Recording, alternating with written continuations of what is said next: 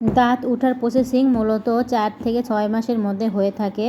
আর তখন বাবুরা সবসময় এটা ওটা ধরে কামড়াকামড়ি করতে থাকে, যেটা পায় হাতের কাছে সেটাই নিয়ে মুখে দিতে শুরু করে। তো এই কারণে আমরা এমন কিছু দিতে পারি যেটা বাবুর কোনো ক্ষতি করবে না, আবার বাবু সেটা কামড়িয়ে শান্তি পাবে।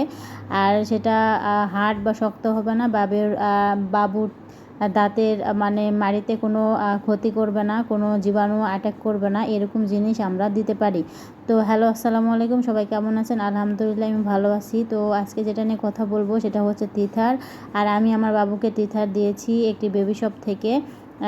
এটা তিথার মূলত সিলিকনের তৈরি হয়। আর এটা আমার বাবু যেটা ইউজ করতেছে এটা হচ্ছে 450 টাকা দাম। এটা আমি একটি বেবি শপ থেকে নিয়েছি। আর বেবি শপ থেকে প্রোডাক্ট নেওয়া সেফ, যার কারণে বেবি শপ থেকে আপনারাও প্রোডাক্ট নেবেন। আর আমার বাবু এখন 7 মাস চলছে, ও এখন যেটা পায় সেটাই মুখে দেওয়ার চেষ্টা করে। কাপড় বলেন, ওর ঝুনঝুনি, ওর খেলনা, এগুলো মুখে দেওয়ার চেষ্টা করে। এই কারণে ওর বাবা আর আমি গিয়ে আমাদের পছন্দ মতো একটি তিথার কিনে দিয়েছি। দেখুন ওটা মুখে নিয়ে কীরকমভাবে চাবানোর বা মানে চেষ্টা করতেছে। এখন আমার বাবু কান ধরে টানাটানি করে, সবসময় নাক ঘষাঘষি করে, মানে ওর দাঁত ওঠার প্রসেসিংটা শুরু হয়ে গিয়েছে।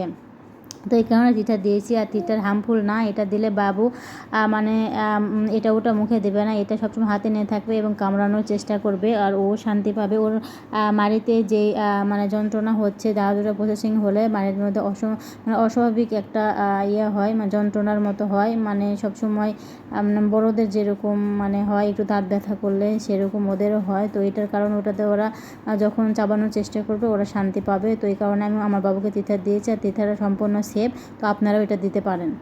এর অবশ্যই ভালো বেবি শপ থেকে কিনবেন। আর আমার ছেলের জন্য দোয়া করবেন। সবাই ভালো থাকবেন, সুস্থ থাকবেন, আমার পরিবারের সঙ্গেই থাকবেন। আল্লাহ হাফেজ।